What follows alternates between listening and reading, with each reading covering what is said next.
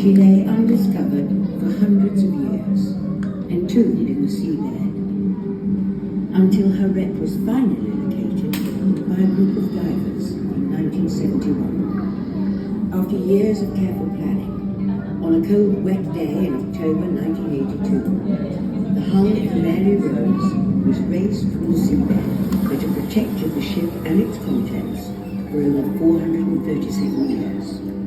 This transition from obscurity to fame was witnessed by a global television audience of over 60 million people. Perhaps you were one of them. I certainly was.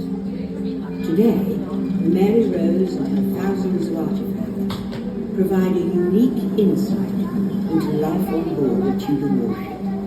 Do you know how her story began?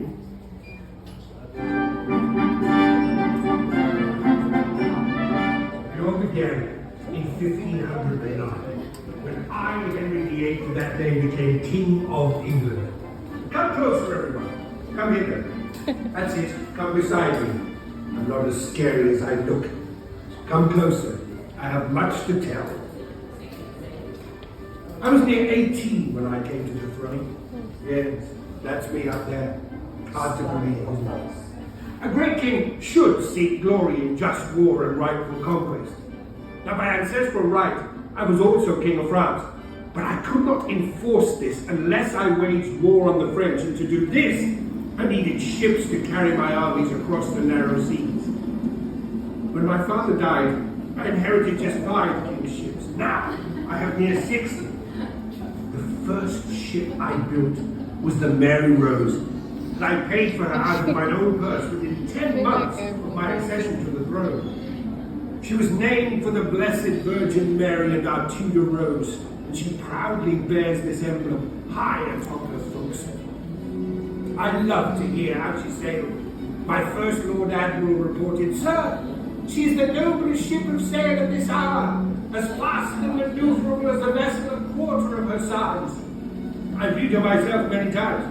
Indeed, I went to board her with the Holy Roman Emperor when we inspected our ships before my second war with France in 1522. My army by sea, my Navy Royale, has been one of my chief delights. I have built great dockyards and gun foundries to arm our ships and fortify our coasts. And my greatest ships have bellies bursting with guns set in ports with lids which can close. Many guns bear my titles and the marks of our Tudor Rose and the Fleur-de-Lis. And when fired, these roar and breathe smoke, causing fear and dread among my enemies.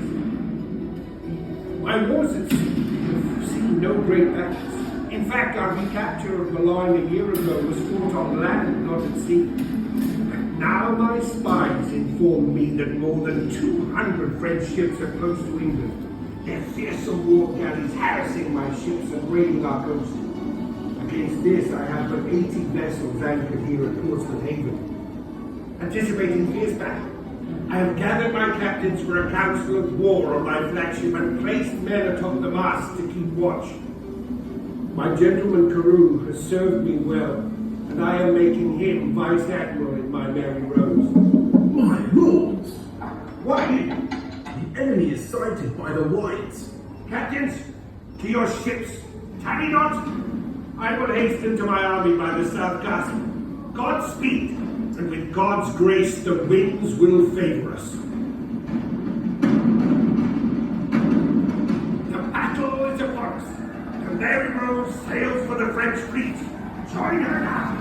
Sound drums and trumpets, and by God for Harry, England and St. John!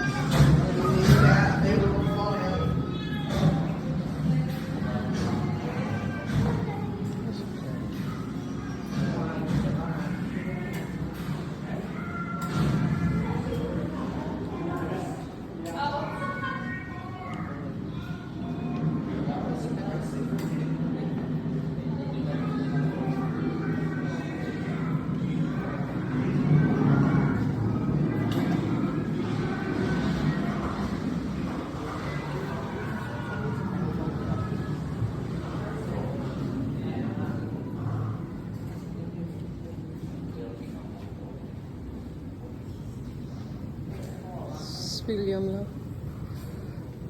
So there it is, guys. Did the Mary Rose sink? Why did the Mary Rose sink?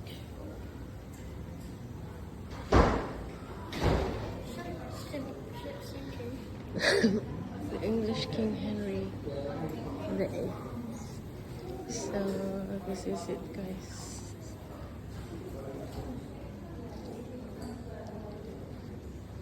Visitors ways that way.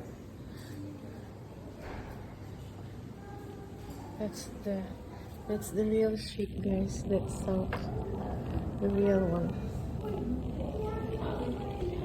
The real. Come on, love. Come, babe.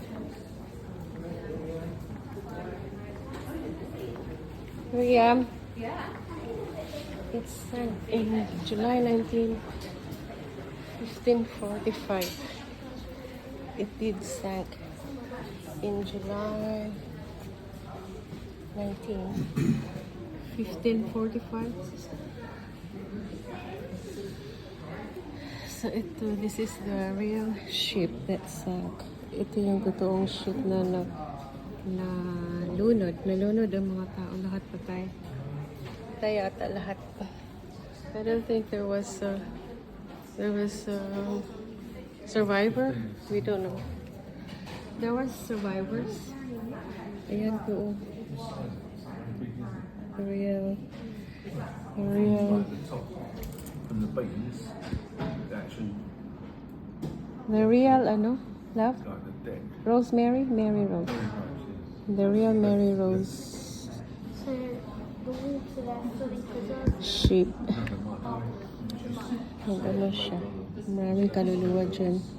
Siguro may mga nakatingin. Nowhere it got. One half of it right. Yan talagang pinakatotoong real ship that sink, guys. Yan yan. she had much hope.